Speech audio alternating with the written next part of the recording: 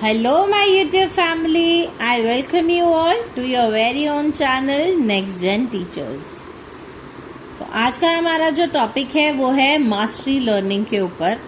What is mastery learning? Describe mastery learning models. Now, meaning of mastery learning.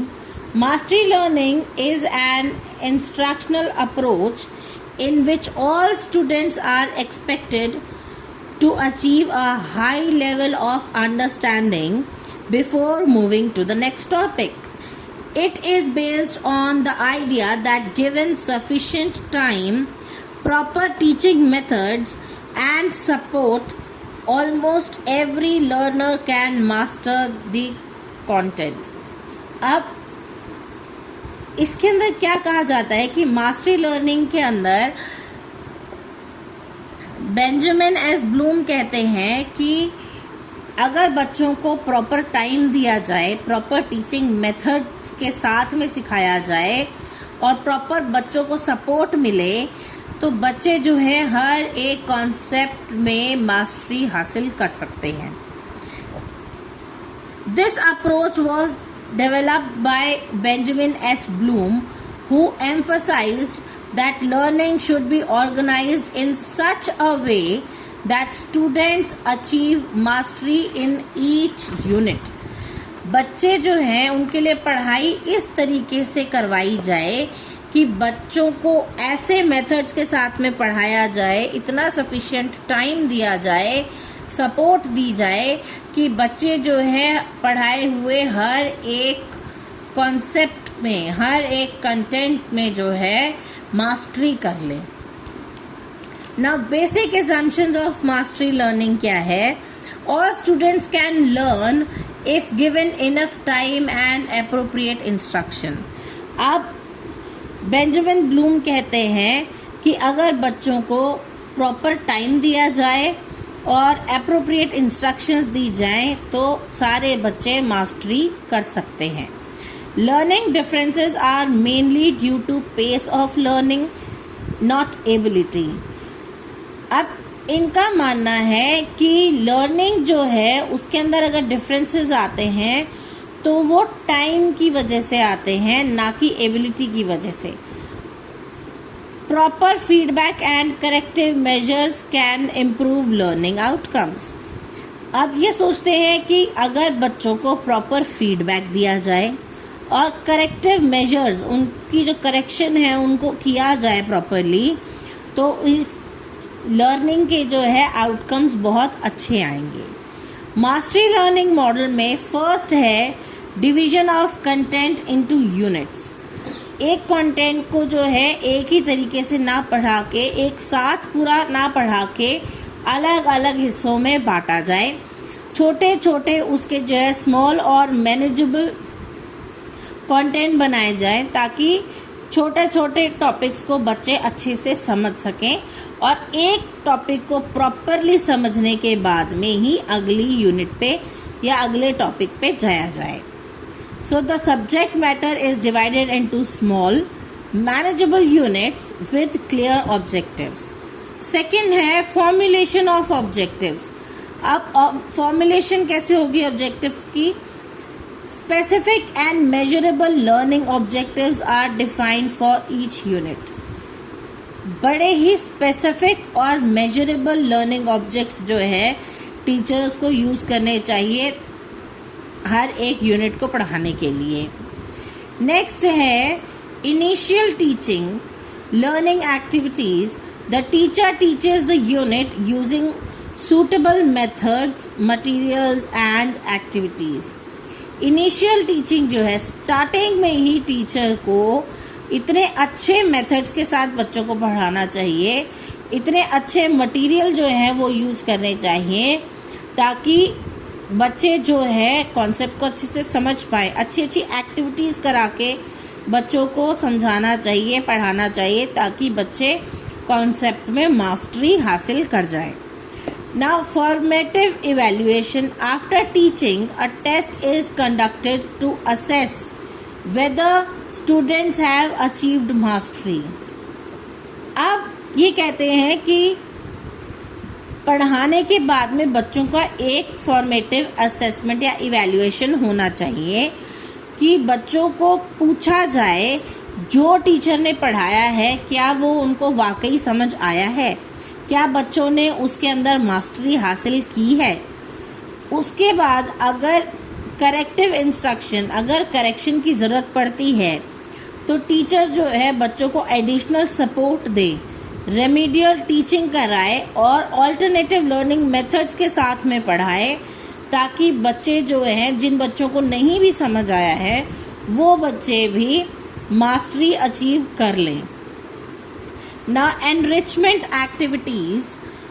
Students who achieve mastery are given enrichment tasks to deepen their knowledge.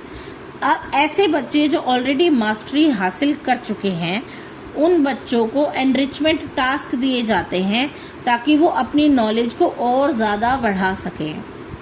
Retesting after corrective instruction, students are retested to check if they have achieved mastery.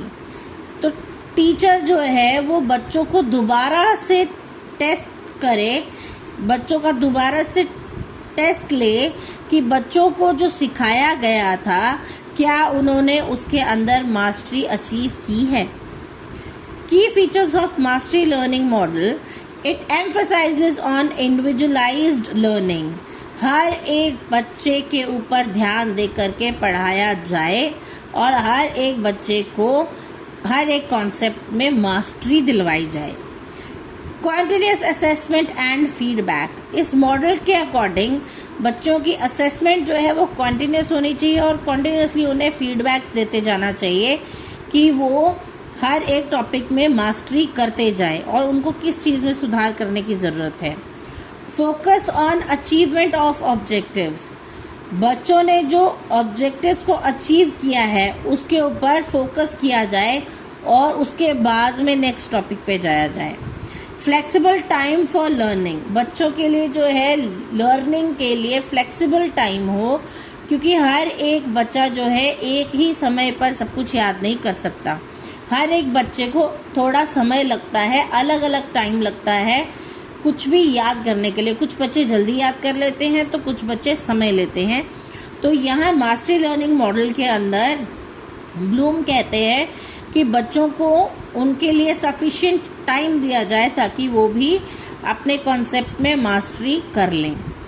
Use of remedial and enrichment activities, जिन बच्चों को अगर कुछ समझ में नहीं आता है या टेस्ट जो है लेते हैं तब बच्चे अगर उसको क्लैरिफाई नहीं कर पाते हैं तो बच्चों को जो है रेमीडियल क्लासेस दी जाए और एनरिचमेंट एक्टिविटीज़ करवाई जाएं जिससे कि बच्चों को टॉपिक क्लियर हो पाए और उनकी मास्टरी हो जाए। अब इन चीज़ों का एडवांटेजेस क्या हैं? It ensures high level of achievement for most students. ऐसा करने से बहुत सारे बच्चे जो हैं वो मास्टरी अचीव कर लेते हैं। It reduces learning gap and failure rates, तो क्लास के अंदर जो है फेलियर रेट्स कम हो जाते हैं। It builds confidence and motivation, ये बच्चों के अंदर कॉन्फिडेंस और उनको मोटिवेट करने की कोशिश करता है।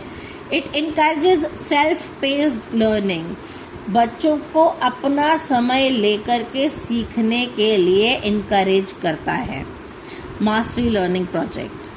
नाउ लिमिटेशंस, अब क्योंकि इसके एडवांटेजेस हैं तो इसके डिसएडवांटेजेस भी होंगी।